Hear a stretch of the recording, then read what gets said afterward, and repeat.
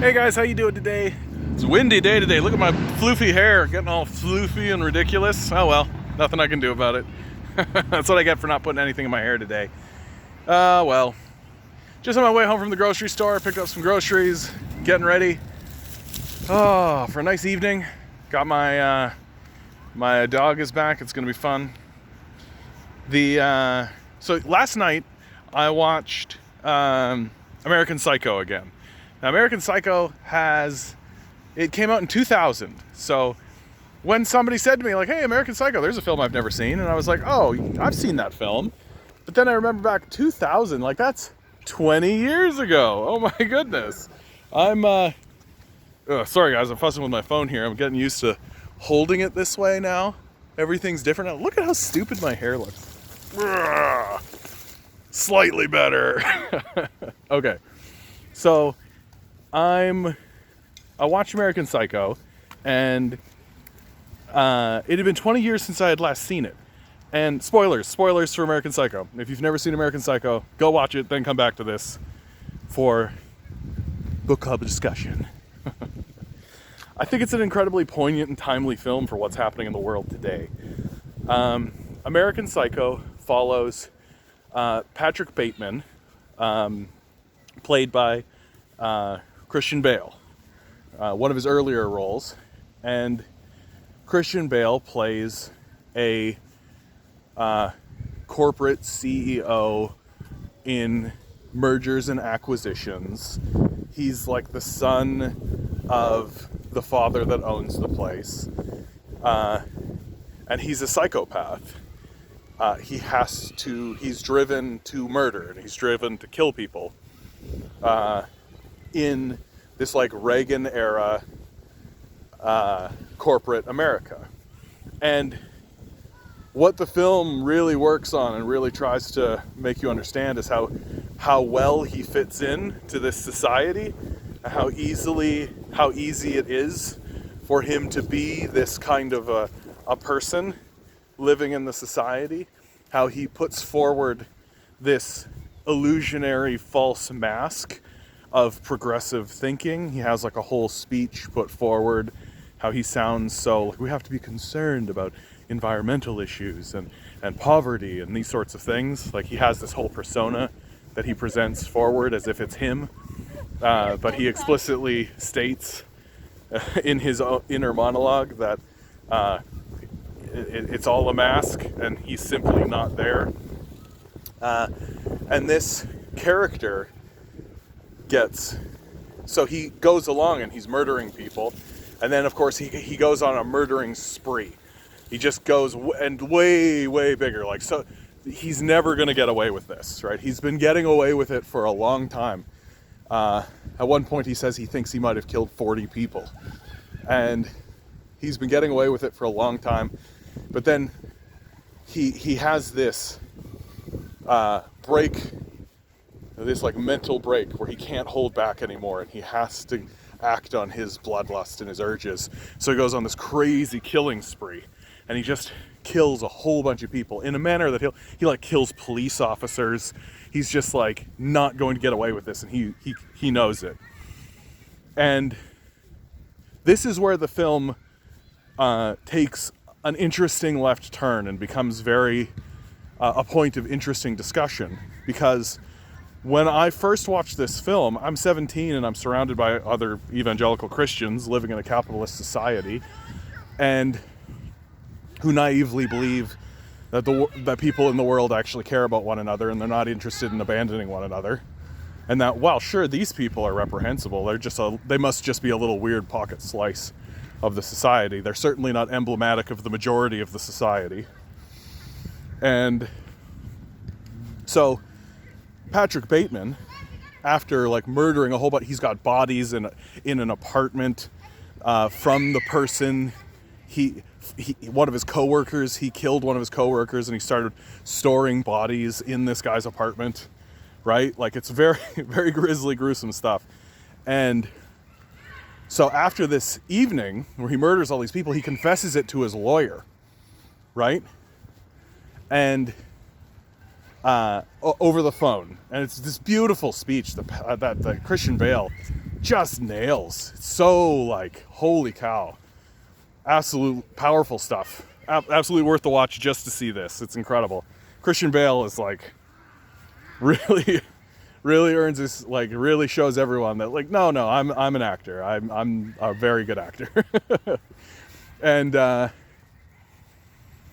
so after this, he's expecting to be caught, and he goes back to the apartment in order to probably clean it up or try to do something about it. And he goes, and there's this very subtly smoldering scene between him and the woman who is clearly trying to sell this apartment, this condo.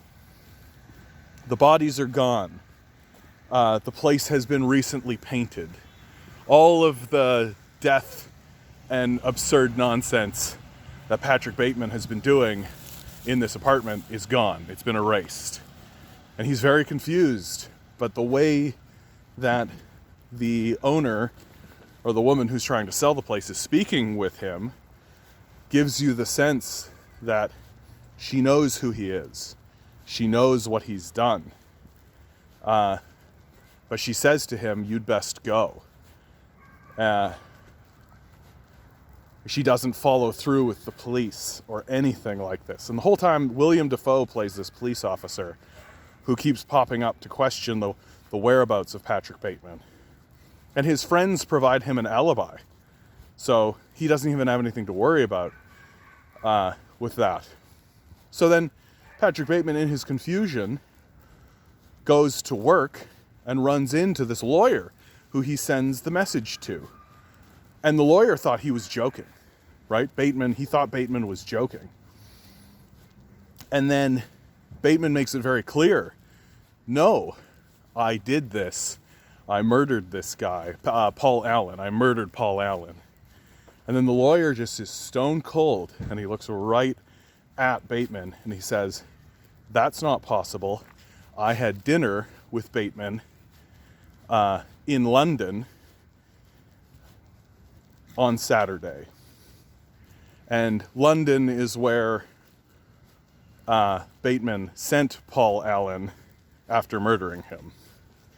And so me and my friends, and then this is the closing minutes of the film, right? And the film ends with sort of this mild gesture towards Ronald Reagan, saying, one of the characters is like, Ronald Reagan, he's so nice and grandfatherly on the outside, but on the inside, he's a stone cold killer. They're obviously trying to create parallels between Reagan and this character, Patrick Bateman. But because he just kind of gets away with it, right? And then the film ends. And no one's coming to get him. He has no punishment, right? He moves forward with his life. And so my friends and I, when I was watching this, and everybody around me was just like, well, yeah, he's obviously suffering from he's got these delusions, and he is obviously delusional, right? He does see things that are not there, and which he acts upon. I think the strongest moment is when he's at an ATM, and the ATM tells him to feed him a cat. So he picks up a cat that's sitting right there, and he tries to put the cat in the ATM, and you're like, that's just outright loony. Like, that's Looney Tunes stuff. And so people are like, well, then the whole murder spree probably didn't happen, right? It was probably just in his imagination. Like, the whole thing was probably just part of his twisted imagination, right? That was illusionary. And so for my whole life, I've been thinking about American Psycho that way. And then I watched it again yesterday, and I'm like, I don't think so, guys. Like, I think that this film is fundamentally about how corporate capitalists structurally will protect one another no matter how evil and deviant they are, because it serves their best interests. Like, it is actually in the best interests of this woman who has this multi-million-dollar property in Manhattan, right? High profile, high moneyed area. And it's in her interests to not get police involved, not get anybody involved. Just cash the check, ask no questions, tell this guy, go away, right? You're out of there, right? I don't want to deal with you. If I've got to deal with you, then that means there's going to be months, maybe even years, where I'm not able to sell this place. This place becomes a crime scene. And she's already in for a penny in for a pound, right? She's already removed the bodies. She's already done this stuff because she wants several $1 million in her pocket, right? And so Patrick Bateman is protected by proxy. And then the scene with the lawyer, right? It's not that the lawyer is looking at him and saying, no, I actually did have dinner with Paul Allen. I'm actually confirming an alibi here. What he's doing is he's being a good lawyer for Patrick Bateman by providing him an alibi that can't be really refuted, right? Like, he's basically providing not only an alibi for Patrick Bateman, but throwing the police completely off the scent. Now they're looking for a fellow who's just disappeared into London, right? They're never going to find this guy. The police think he's in London because he's a reputable lawyer, right? And the police never bring Patrick Bateman into the police headquarters, right? They never bring him in for questioning or anything like that. In fact, the movie makes an absolute clear point that the police will go out to dinner with these guys, right? They'll go out for steaks, right? The whole time Patrick Bateman is talking to the police officer is offering him all kinds of information, like, and helping him unfold and to make more moves, right, in what he needs to do. And the whole time I was watching this, I was like, man, what if Patrick Bateman was a black man?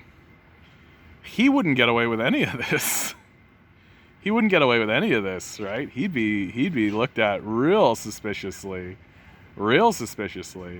And so in the end, American Psycho is a film that is about how the wealthy just protect even the worst elements of themselves, because doing so is how they maintain their power and their privilege. And now we live in a society where there are legit pedophiles amongst the wealthy, right, at the highest levels. We know Donald Trump's been on those planes. We know Donald Trump's been on those planes. We know Bill Clinton's been on those planes with Jeffrey Epstein, right? And so the allegory between a serial killer and a pedophile is pretty tight. And how the wealthy will protect people who they know are doing evil things, because it certainly is not in their best interests to pursue any form of justice or anything like this. The woman wants to sell the apartment. The lawyer wants to protect not only his client, but his firm, right? Remembering Patrick Bateman is like a high-level CEO in the world of corporate power, right? So he's protecting his own interests and his own firm by simply walking away from Patrick Bateman and saying, Paul Allen is just disappeared. Paul Allen's just disappeared. And a man like Patrick Bateman, even though he's a serial killer and a sociopath, will never be punished by corporate capitalism, because corporate capitalism doesn't care about the people that Patrick Bateman kills. It cares about money and it cares about power.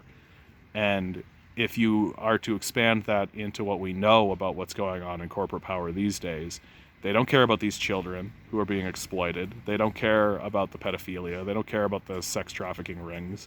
They don't care about any of that. They care about protecting their own power and their own prestige. They care about selling the apartment. That's what they care about. They're not going to call the cops. All right, this ended up being another short but sweet one, guys. I hope you're all doing well out there. Go watch American Psycho. It's worth watching, man. Real good movie. Christian Bale knocks it out of the park. All right, I love you all. Good luck out there. Have fun.